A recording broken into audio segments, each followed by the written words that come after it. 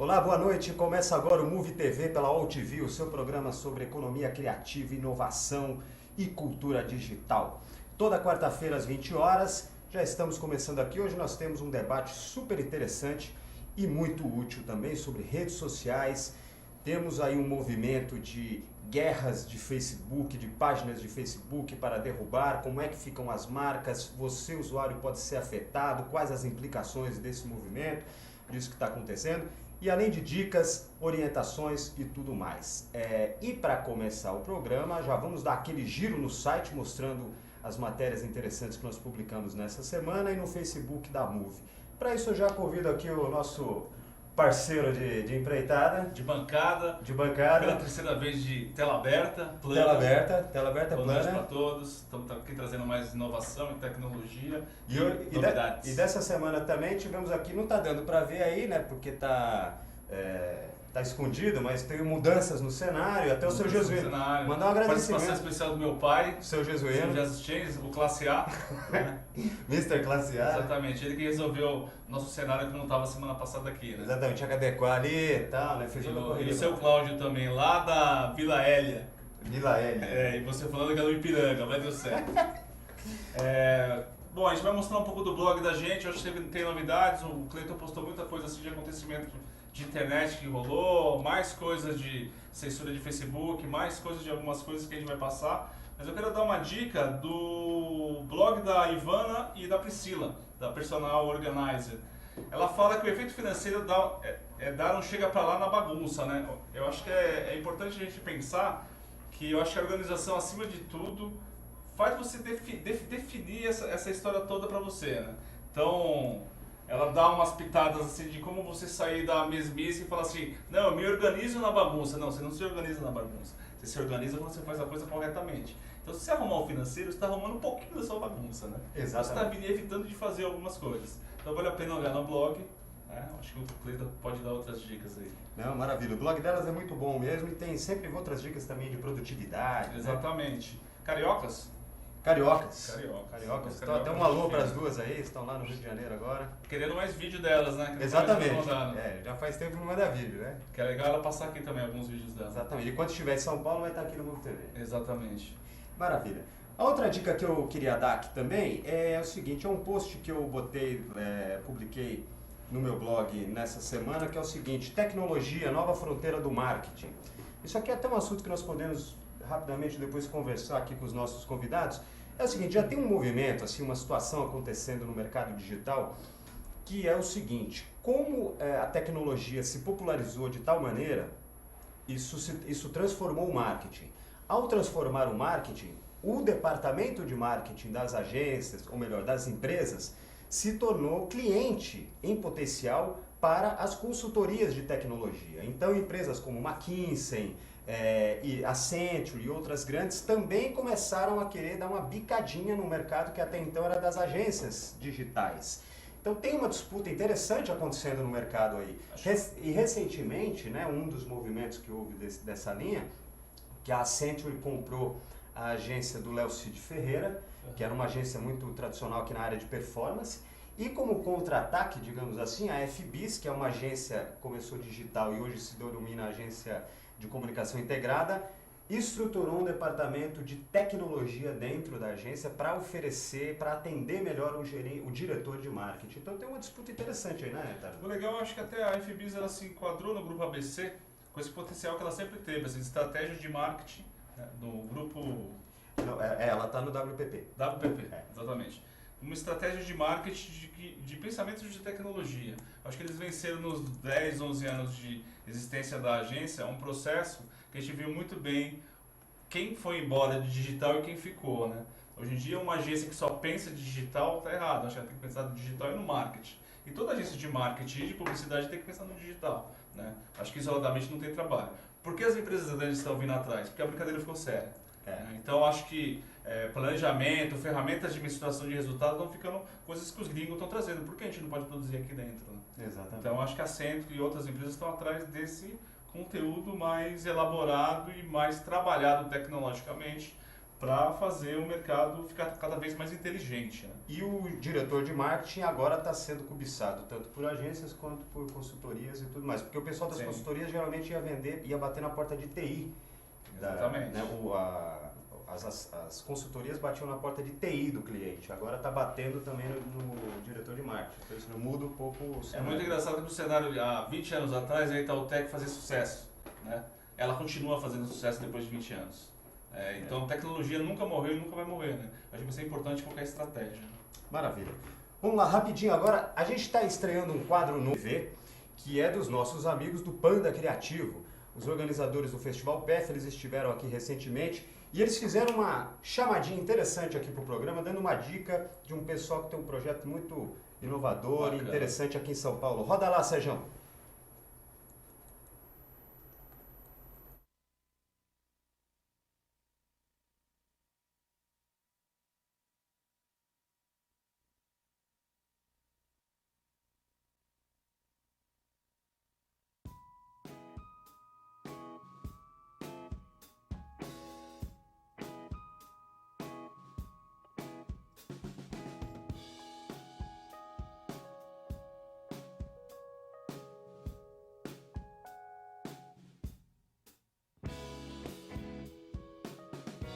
SP Invisível é um projeto que conta a história de pessoas em situação de rua, porque a gente acredita que eles são as pessoas mais invisíveis na sociedade hoje. Estamos há 2 anos quase contando história para conscientizar as pessoas, abrir os olhos dela e a cabeça dela para eles fazerem isso no ambiente deles. Eu acho que quanto mais a gente escuta, mais a gente aprende. Então a gente quer ensinar as pessoas a escutarem o outro, sabe? A gente tem cada vez criado mais uma sociedade individualista, egocentrista, que tem muito o que falar de si, mas não consegue ver o outro e falar do outro, e viver com o outro. Então o invisível não é só um morador de rua, o invisível pode ser a sua avó, o invisível pode ser até seu irmão que você não dá atenção. Então o que a gente espera é que as pessoas saiam um pouco da sua zona de conforto e façam alguma coisa pelo outro. Geralmente você não espera tanta sensibilidade, não é nem maturidade, eu acho que é realmente sensibilidade social de um pessoal tão novo, né?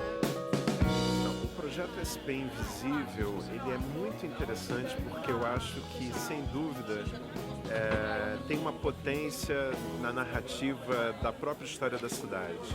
A gente quer dar visibilidade para eles e mostrar que as pessoas precisam de carinho e atenção.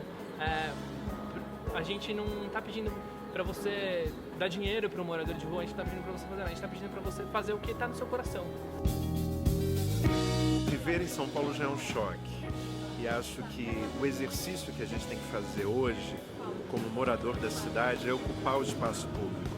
Eu acho que você abrir mão de uma dinâmica egocêntrica, egoísta, em que você possa tolerar a diferença, é um primeiro exercício para você dialogar com as diferenças todas. Né? Então acho que chocante é se isolar na cidade. Acho que esse é o maior choque. Eu acho urgente para humanizar um pouco uma sociedade que esqueceu o que é ser um ente social, esqueceu que a gente é parte de uma comunidade, que a gente faz alguma diferença e que o que a gente faz na nossa vidinha privada impacta a nossa cidade, o nosso globo. A gente falou, nunca vai todo mundo pegar a mensagem assim e absorver, mas uns 5, 2, 3, 10, até mais, vão sair daqui transformados e com um olhar mais delicado, mais sensível. Se uma pessoa já mudou, já vale a pena. Abrir um espaço para pessoas que estão dispostas a discutir, para vir e ter uma chance de falar sobre isso é incrível. E a gente pôde ver quantas pessoas estavam querendo realmente escutar o que a gente estava falando, então foi tudo muito legal, sabe? Eu acho que só o fato de estar aqui mostra uma disposição a querer uma coisa diferente. A gente está aqui para trazer o invisível visível para essas pessoas. Então... Eu sempre me inspiro nesse tipo de projeto, nesse tipo de interlocução e inquietação que a nova geração está trazendo para a agenda pública da cidade.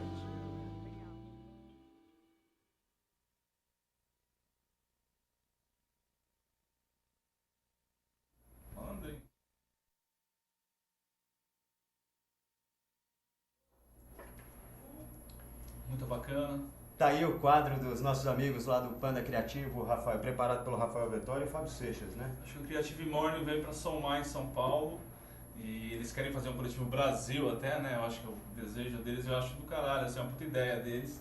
Até a gente falou, eles podem levar um coletivo igual o Invisível, como é que é? São Paulo, SCP Invisível. SCP Invisível, com a Marina Lima já levaram e outras personalidades que tem no mercado aí, que é bem bacana para eles. Maravilha, então a gente vai ter sempre aqui a participação do Panda Criativo, botando dicas de projetos interessantes aí que acontecem no Brasil. Valeu, tá Pandas. bom? Obrigado aí, até mais. E agora chegou o momento de apresentar os nossos convidados, né, Mr. Exatamente. Tarza? Se vai entrevistar ele, fica falando aqui. Né? Exatamente, fica aqui, os caras perdem tempo para vir para cá e a gente fica aí só no lero-lero, né?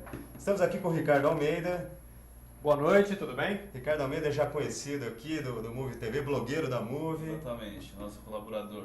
Tá certo, ele é diretor, sócio-diretor de planejamento e inovação da agência A2C. E estamos aqui também com o glorioso Fernando Amaral. Boa noite, boa noite. Que é diretor de redes sociais lá da agência A2C, estrategista e blogueiro da Move. É o social. Social. E também reza a lenda que ele é especialista em rugby também. Exatamente. Embora olhando para ele não pareça assim, parece que ele... Especialista não, vamos me Mas bater lá. trabalhando com ele, você vê que volta e meia ele chega quebrado, mancando, com o olho roxo de vez em quando, aí dá pra ver que é um Mas faz esporte parte, esquisito. né? Mas é aquela história que vai ter muito a ver com o assunto que nós vamos trabalhar aqui hoje, que é discutir redes sociais, que é fake, igual aquela celebridade do Instagram falou essa semana, não sei o quê. Ele bota ali umas fotos lá de tal, assim, trocudão de rugby lá, tal, que não sei se corresponde muito à verdade não, né, cara? Bom, maravilha. O assunto aqui hoje é redes sociais. A gente vai falar sobre redes sociais, dicas, orientações e também comentando os fatos quentes aí que estão acontecendo. Então, para começar, vamos lançar um assunto aqui na roda, Mr. Tarza. Estamos aí com uma polêmica crescente aí nas redes sociais e pegando a mídia também, que é a possível guerra de Facebook, né? Ou seja, comunidades, grupos que se mobilizam para desancar determinada página para daí o Facebook suspender e tirar aquela página do ar. Isso aconteceu com a Juju Prazer, que é uma vlogger muito influente, que tem uma temática feminista, e aconteceu também com a cineasta Ana Mulaer, do Que Horas Ela Volta, que é uma mulher também que tem uma posição feminista muito marcada, muito colocada, e também por questões sociais, né? E também foi atacada e o Facebook dela foi suspenso. Então, para jogar aqui a pergunta, vamos lançar a pergunta para o nosso amigo Ricardo Almeida. Como é que você enxerga tudo isso que está acontecendo? Isso é um risco para marcas, empresas e indivíduos em geral? Sem sombra de dúvidas é um risco, mas é também algo absolutamente natural. Todo mundo, quando fala de rede social, sempre parte do princípio de que a gente está falando de algo que nasceu com o propósito de conectar pessoas, de deixar todo mundo se encontrar e enfim, sempre se olha o lado mais positivo. Mas é difícil a gente olhar para um lado positivo de pessoas interagindo sob um manto do anonimato, ou pelo menos sob o manto daquele anonimato percebido. Quer dizer, eu estou falando por meio de um computador, por meio de um perfil, com pessoas que na prática provavelmente eu nunca nem vi. Então, na verdade, uma rede social, ela se caracteriza não pela conexão, ela se caracteriza pela desconexão, justamente por você poder interagir com pessoas que você não tem a menor ideia de quem seja e, portanto, isso acaba eliminando toda uma barreira ali de autocensura que existe em círculos sociais normais. Então, qual que é o resultado disso tudo? Você tem você cria um ambiente muito propício para o surgimento de pequenas turbas. Então você não gosta de uma determinada marca ou de uma determinada pessoa, você se junta com alguns amigos, ou você mesmo sozinho puxa um movimento com amigos que na verdade não são amigos, são outros anônimos que compartilham do mesmo tipo de opinião, e você ou faz uma série de denúncias que acaba tendo a sua repercussão, ou danifica, ou enfim, tem algum tipo de impacto negativo em cima de trabalhos de pessoas que em muitos casos são trabalhos legítimos, corretos e assim por diante. Acho que a rede social que mais cresce no mundo, a da gente, do Brasil, ela tem que ter os altos e baixos, né? E é muito engraçado, eu sei que o cara, ele postou hoje à tarde falando assim, a gente tem que falar igual os rolezinhos que teve antigamente. Exatamente, era isso que eu ia falar. Uma certa liberdade de um povo que é dado, e o Facebook vai ter que ter os rolezinhos também. Eu acho que Na verdade, Cleiton, eu acho que isso daí acaba sendo a organização. O que acontece? Tem o crime organizado, tem a torcida organizada. Então, é o bullying organizado, é o virtual organizado. Bullying organizado, é isso. Então, as pessoas estão conhecendo a rede, conhecendo a ferramenta e se organizando para fazer, seja o bem ou seja o mal. Eles estão fazendo alguma coisa de maneira organizada. O Ricardo pontuou uma coisa assim, a marca não tem que ter medo. Eu acho que é o momento. Passou, volta a ter uma coisa mais segura, sabe? Eu acho que a internet está numa mutação constante, né? Você mesmo escreve no blog direto coisas assim de tecnologia, não é só a internet, eu acho que de inovação, de tecnologia, de inovação, que vai ter cada vez mais essas. Nossa, ela saiu, eu posso ser o próximo da lista, né? Sim. Entendeu? Eu acho que é bem nesse sentido. Mas o que eu acho, assim, que como o Fernando falou, é uma questão de aprendizado de todo mundo aí, né? Inclusive do próprio Facebook, a meu ver. Sim. Porque é o seguinte, aquela ferramenta, aquele recurso de denuncie, isto é spam, do jeito como ele está configurado hoje, ele dá toda a ferramenta e toda a munição para quem quer sacanear e para quem quer fazer o bullying. Muito automático. O Facebook vai ser obrigado, de alguma maneira, aí já está sendo forçado a rever isso, porque hoje está à mercê de grupos organizados para fazer o bullying. Você também não acha que é o caso do Uber? Por que o Uber entrou? Porque ele viu uma brecha na lei para fazer alguma coisa. Então, e se organizou e está aí, conquistou o espaço dele. Então, mais uma vez, eu acho que as pessoas sabendo se organizar e usando brechas para fazer alguma coisa boa ou ruim, ou até os dois em paralelo. Eu acho que vai ter coisa boa nas denúncias. Eu também Então, acho. mas nesses casos que a gente está falando, são ruins, né? Nesse caso, É que no final das contas, quando a gente está falando de rede social e de um movimento tão natural e tão desestruturado, a gente está falando de anarquia. Vai acontecer tudo, vai acontecer coisas boas, vão acontecer coisas ruins. O conceito do que é bom e do que é ruim acaba sendo um negócio muito solto, muito difícil até de você avaliar. Não há mais espaço para maniqueísmos nos tempos que a gente vive. Não tem como então, mas assim, se a gente WhatsApp é uma analisar- coisa boa ou ruim? Depende para quem, né? Para Por vivo. exemplo, com a gente, uma agência de publicidade é ruim. Né? Porque a gente não está tentando vender, Então, não consegue. mas vamos analisar o caso que aconteceu. A Juju Prazer lá é uma blogueira que fala de Exatamente. questões femininas de defesa da mulher e de comportamento, tal. Grupos machistas, ou pelo menos que se colocaram como num hall de machistas, foram lá e deliberadamente atacaram. A meu ver, tudo bem, depende do ponto de vista, mas isso é um bullying organizado dentro de uma questão ideológica. Dentro de uma questão quase de intolerância. Tudo bem, é do jogo, tá aí. Agora, eu acho que cabe também a quem é o dono da bola, que no caso é o Facebook, que agora também vai ter que rever ali suas políticas de denúncia para O Facebook seria o relator, né? Sei lá. Vai ser quase que um juízo o negócio. Não, eu acho que quando o Fernando fala que a liberdade, essa coisa de se organizar, ela está ali no Facebook. Acho que é a sociedade, é o social da gente. Acho que o que a gente está enfrentando agora com a política brasileira, né, tem muito a ver com o Facebook. Né, tem muito a ver com a liberdade que o povo está, né? Que o povo está tomando na rua, que está indo, se posicionando. Ninguém sabe mais o que é certo ou errado. Quem que é o político certo ou errado, né? Eu e o Cleiton, a gente nasceu na estrutura vermelha, né? Hoje em dia a gente não sabe o que a gente pensa, né? O que a gente tem a política no sangue. Exatamente, eu acho que a cada dia a gente tem uma surpresa, cara, saca? Eu acho que a rede social está exatamente no mesmo sentido. Não, e outra, há um movimento de se ricochetear qualquer tipo de bullying. Por exemplo, exatamente isso que a gente está falando. Então, houve um movimento de bullying contra ela. Ok, já há reação. Qual é a reação? Isso que a gente está fazendo, discutir esse assunto é uma reação.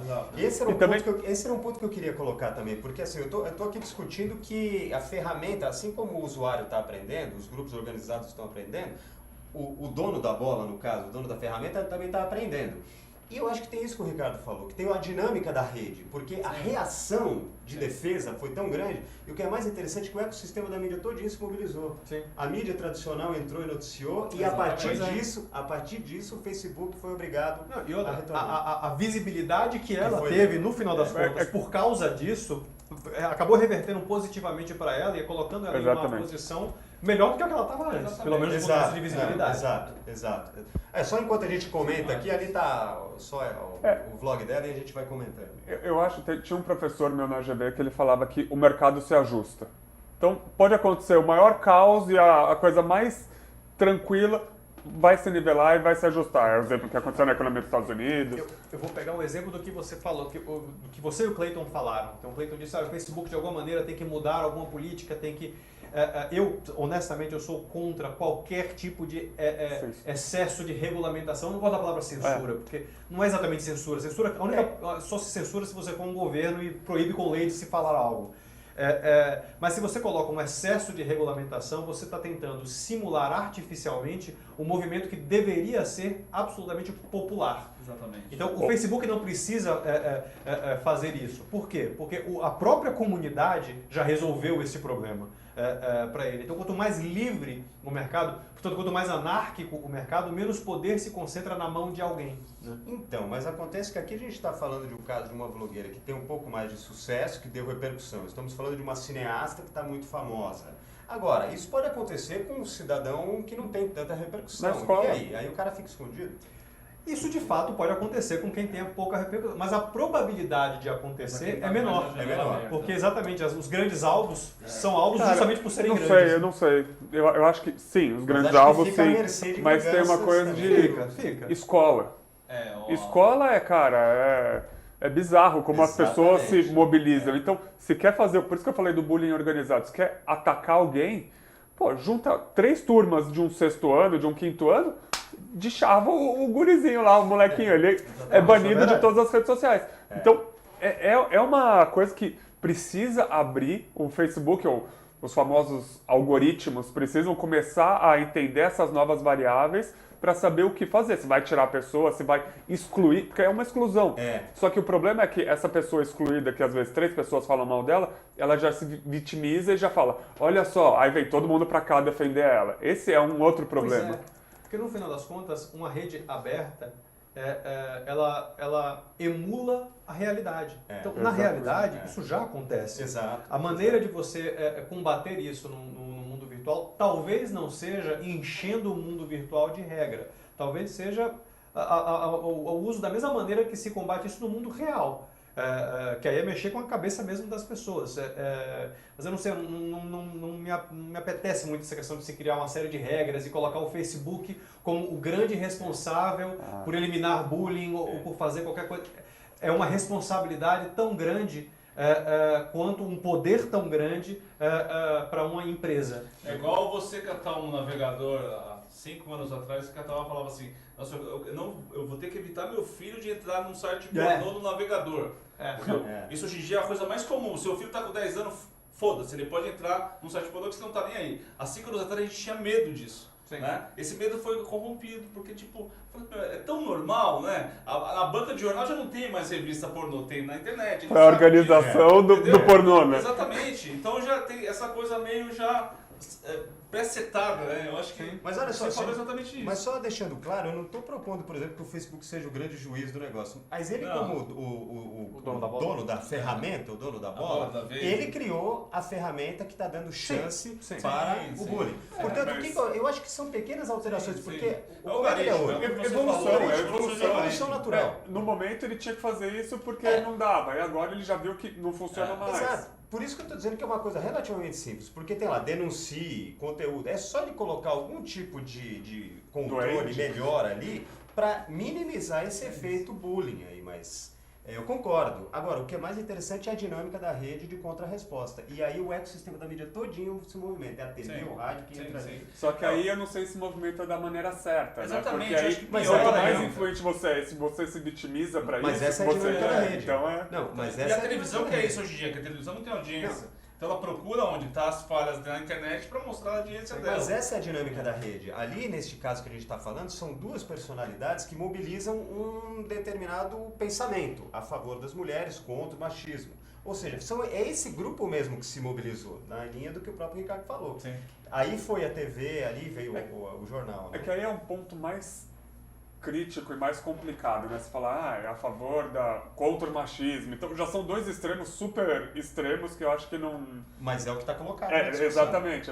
Então tipo, eu acho que acaba entrando numa discussão que é não mais a rede pela rede, o meio, e sim o que é mais relevante. Então, não sei, do ponto de vista de internet, de rede social, eu acho que esse é o ponto, a gente precisa evoluir e abrir um pouco mais a torneira, fechar um pouco mais em algum lugar, fazer com que as coisas fiquem mais naturais, mas a discussão vai ter sempre, porque sempre vai ter o vermelho e o azul. Uma coisa que é muito engraçada, assim, você falando de algoritmo de Facebook, né, até para soltar um pouco mais a gente, você contrata uma empresa na agência e você cria as palavras-chave para ela, que não vai cair dentro do Facebook dela, né? Você já está preparando um pouquinho ela para ela não se expor tão grande ali e ficar tão aberto. Talvez o negócio é mais ou menos isso, só que um cara que é popular, uma pessoa, ele marca brand pessoal, ele não tem isso, ele vai lá e ataca, né? E as pessoas na volta atacam e ele não tem esse pensamento de ficar, poxa, se ele tivesse um social com ele, uma pessoa jamais kamikaze, ele conseguiria ter diálogo com essas pessoas que estão burlando ele e talvez eu acho que não teria esse fechar. Né? Não é nem a solução não é só o Facebook. Mas eu acho que quando as pessoas a mobilização do seu próprio... É a posição, se posicionar. Exatamente, se posicionar como um brand pessoal. Foi o que aconteceu. E hoje, principalmente as novas gerações, hoje elas já sabem. Isso já é a linguagem. Saber contagiar anônimos já faz parte quase que da alfabetização das pessoas hoje. Igual você não pode sofrer mais quando você A, B, C, call to action, né? Exatamente. Acho que você não pode sofrer quando você é trollado na internet. Você tem que trollar novamente. Mas é o que você fazia quando eu era pequeno, era isso. É isso. Se apanhava, você tinha que bater, porque você Exatamente. ganhava o respeito. A trollagem é isso. Hoje Ou então você apanhava pro resto da vida. É a mesma coisa, só mudou a quantidade de pessoas que agora se chega em quem não se conhece. Exatamente. E agora só, vamos mudar aqui para um outro ponto que também está discutindo, está dando muito pano para manga, né, seu Thales? A gente até conversou aqui antes, e os nossos amigos aqui vão falar, que é o da blogueira australiana que revelou os truques nas fotos dela no Instagram. Resumindo, ela chutou o balde. Tá aí, o Sérgio botou a matéria aí, ó. Essina, acho que a pronúncia do nome dela é essa, Essina O'Neill. Ela, enfim... 800 mil seguidores, 18 anos de idade, é a imagem da internet ela. E sempre postava as coisas linda, maravilhosa, magra, o mundo perfeito. De repente, esta moça foi para a própria rede social dela e falou, não é nada disso. Exatamente. Eu acho que ela essa vida não é tão maravilhosa assim. E aí, o que isso revela, o que isso está indicando? Eu acho que a televisão ela, nos últimos dias, acho que mostrou muita matéria sobre isso, né? Eu acho que até, eu não sei se tem até um certo boicote com a internet e com as redes sociais, mas falando da depressão das pessoas, né, na rede social, de mostrar esse lado mais carente, não mostrar o lado carente, mostrar o lado mais top, né, mas ao mesmo tempo sofrendo um lance depressivo. E aí algumas matérias, até passou uma matéria no Jornal da Globo ou no Fantástico falando que é melhor você abandonar a rede social para ser mais feliz.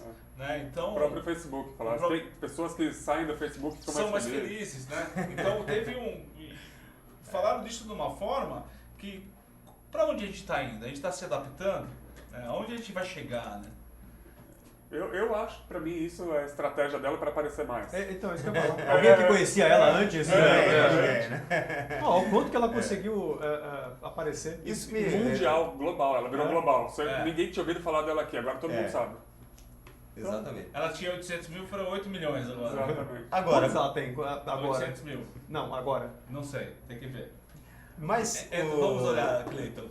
Vamos olhar. Agora, isso de alguma maneira diz muito sobre o momento que a gente vive, inclusive por ter potencialmente a possibilidade aí de ser uma estratégia de marketing. Você está usando. Nem que não seja uma estratégia pensada, calculada, exatamente. É aquela coisa natural, as pessoas são extremamente carentes. Na verdade, as pessoas sempre foram extremamente carentes. Só que agora tem uma baita ferramenta para se explorar essa carência de uma maneira intensa.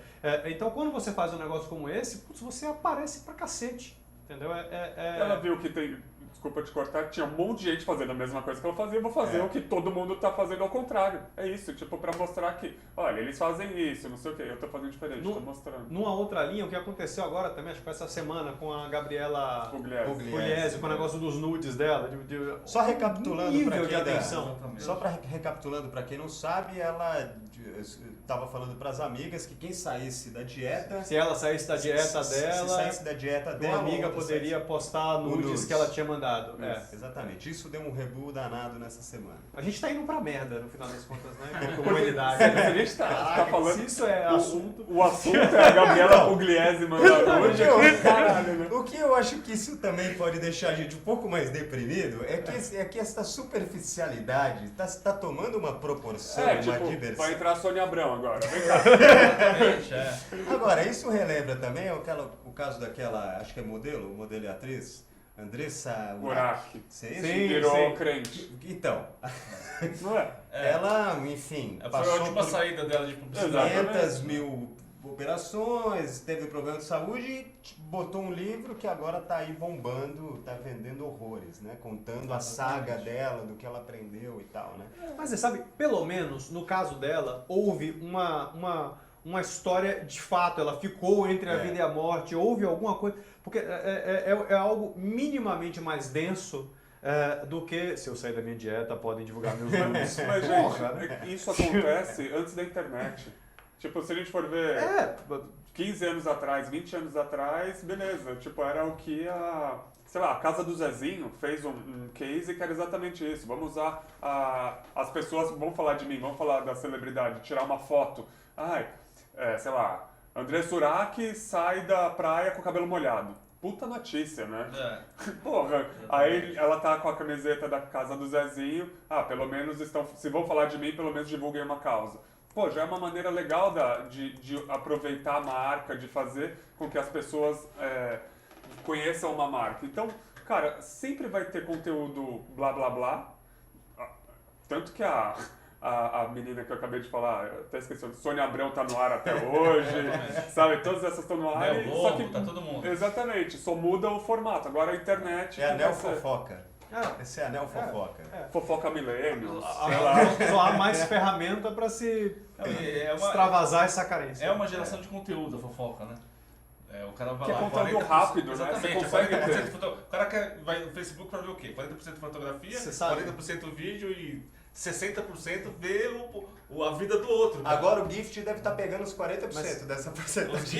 Os GIF estão pegando 80% Tem um livro, eu não sei se a gente não chegou ainda no quadro da indicação de leitura, mas eu vou me antecipar. Tem um livro chamado Sapiens, que é de um cara chamado Yuval, putz, o nome dele agora eu me esqueci, perdão.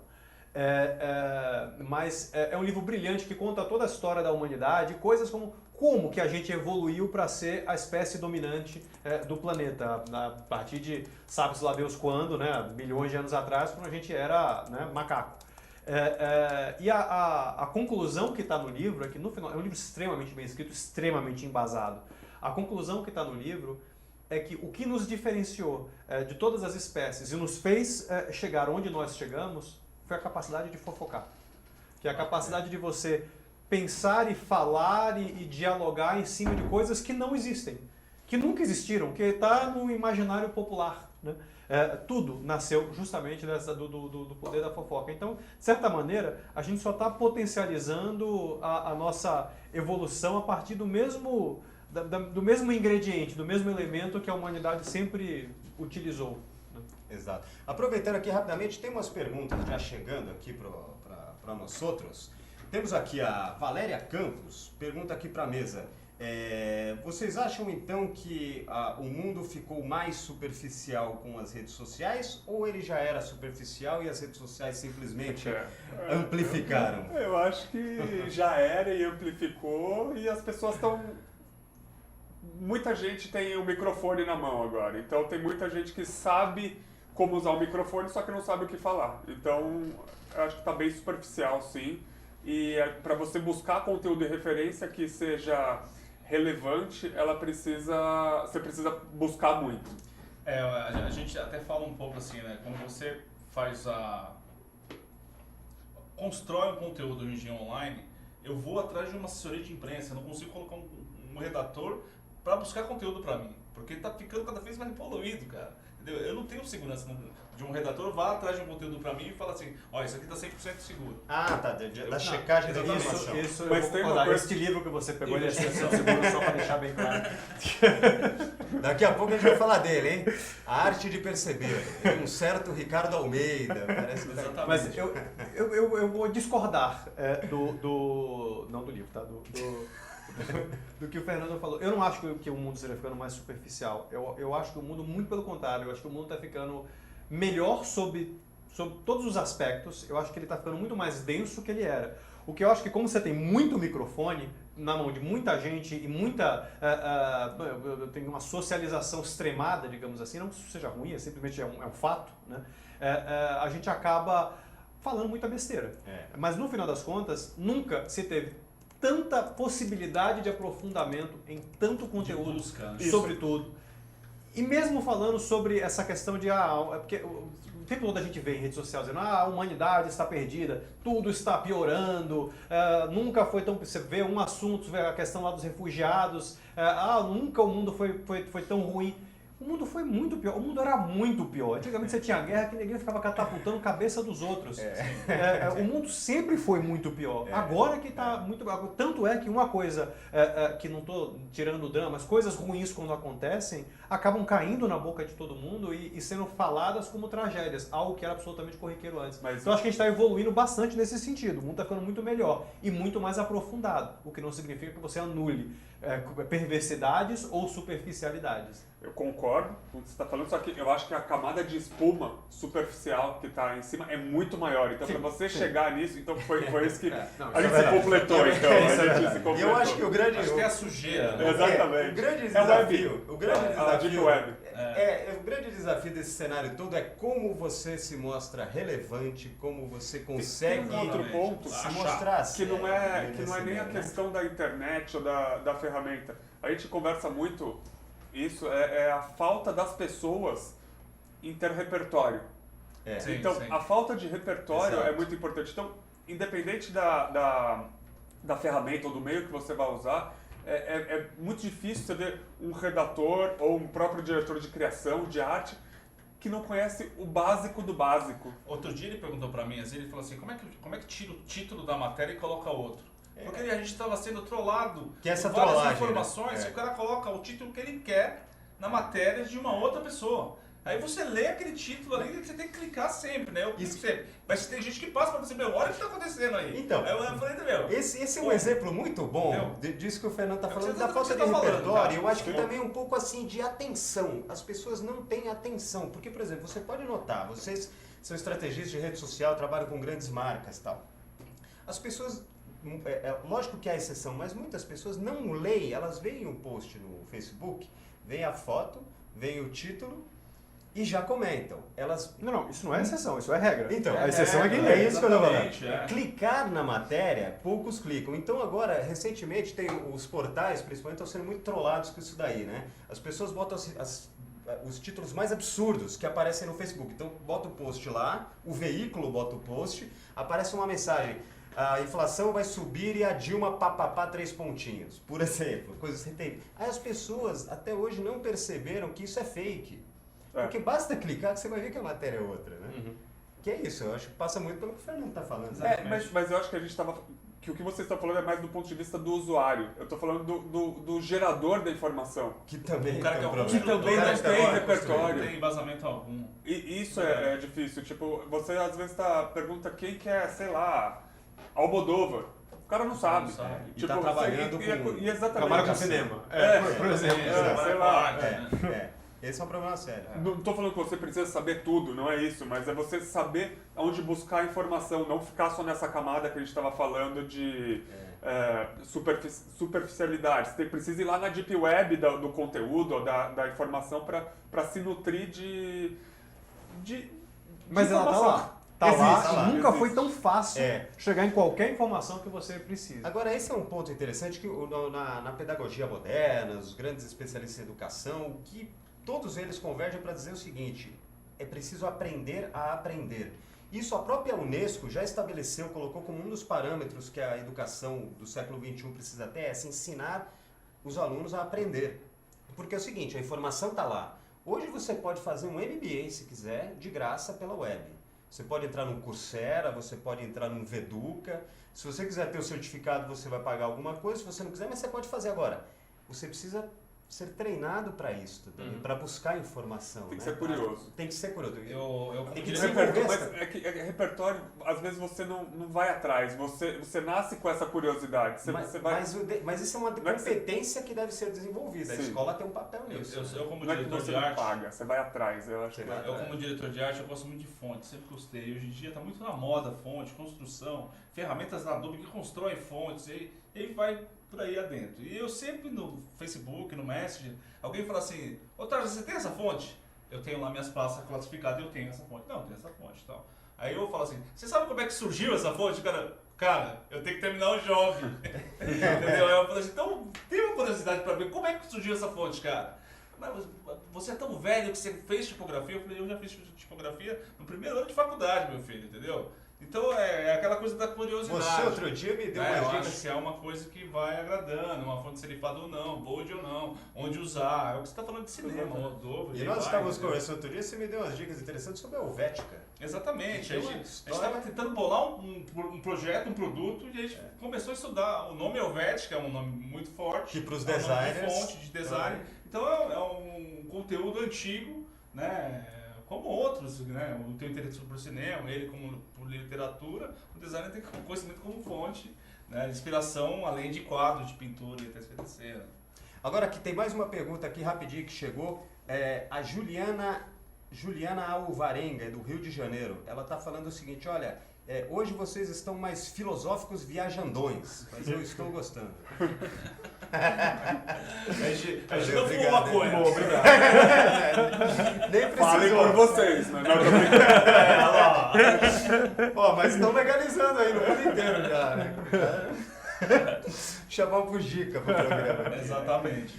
Bom, a conversa tá boa, mas agora a gente tá chegando nos momentos das dicas. Dicas e As sugestões. dicas, aquele momento que todo mundo fica pensando a semana inteira o que eu vou Exato. falar para mostrar que eu sou culto, inteligente e vou lá na Deep Web que o Fernando falou aqui, ó. Vamos falar, eu converso com o Fernando? Pode ser. Eu fiquei a semana toda pensando e não cheguei a conclusão nenhuma. Então, Sua dica vai ser ver o que está acontecendo com a Gabriela Pugliese. a minha dica, pelo contrário, vai ser sair da espuma e ir atrás de alguma coisa que você goste, que você queira. Exatamente. E se aprofundar. Se naquele aprofundar e se identifica com alguma coisa, seja curioso, vá atrás e debulhe esse assunto. Vai com tudo que só vai te fazer bem. Seu Ricardo Almeida. Eu vou repetir lá a dica do Sapiens. Você conseguiu pesquisar aí só o nome para não Opa. ficar com tanta vergonha assim? Não vai conseguir falar. A produção não trabalha, Seu né? nome é porque o nome é difícil do cabra. Mas é um livro absolutamente fabuloso e só largue todos os seus dogmas se você for ler. Porque ele detona todo e qualquer tipo de crença, ele detona a religião, ele detona todos os tipos de mito. Mas é brilhantemente escrito, mas não, até por isso é brilhantemente bem construído o raciocínio dele. Então não é nem só sobre como que a humanidade virou o que ela de fato é, mas é um tipo de livro que nos ajuda a nos entender. E qualquer livro que nos ajuda a nos entender acaba, no mínimo, contribuindo bastante e abrindo todo um mar de pensamento para que você possa seguir o que o Fernando sugeriu. Sapiens, uma breve história da humanidade. É isso aí. Não é? Não é tão breve, mas é isso aí. Alguém Noah derrubaria Harari. ele no Facebook. Noah Harari. Noah Harari, pois é. Noah Harari. Tá aí disponível em português, tá fácil. Alguém ia derrubar Você- esse cara no Facebook. O senhor não? Eu- O senhor tem aí já? O senhor, Esse é meu tipo. É um livro legal que fala que como uma fonte conseguiu eleger o cidadão Barack Obama na Casa Branca. Olha, É bem bacana. Pô, do caralho. Vale a pena. você tem O editor, título né? é esse, tudo? É porque sobrou alguma coisa pro Não, livro? esse é meu tipo, o nome. Ah, tá. E aí o comentário é esse, né? Como uma fonte conseguiu eleger o Barack Obama. E já Tá tá na aqui Saraiva, em tá em português, tá várias, né? Em fácil. português tá fácil. Garfield Simons. Olha só, a minha dica aqui de hoje, eu tenho duas. Dá uma pra mim, então, por favor. Não é nenhuma. Então aqui, faça aqui pra você. Esse aqui eu conheço. Fala desse livro aí, você trouxe, fala. você pensou. Esse livro aqui, o autor eu não gosto muito dele. Na verdade é o Ricardo. É um livro que fala principalmente sobre monitoramento de redes sociais. Ele teve experiência muito árdua Eu acho que eu ajudei um pouco nas manifestações de 2014. 13, desculpa, não ajudei tanto. Mas nas manifestações, quando estava toda aquela onda de como que o governo deveria se posicionar, como que as pessoas criticavam o governo, eu estava mais ou menos nessa onda de mimimi, que para alguns mimimis, para outros não, e ele está explicando aqui como desenvolver uma boa estratégia,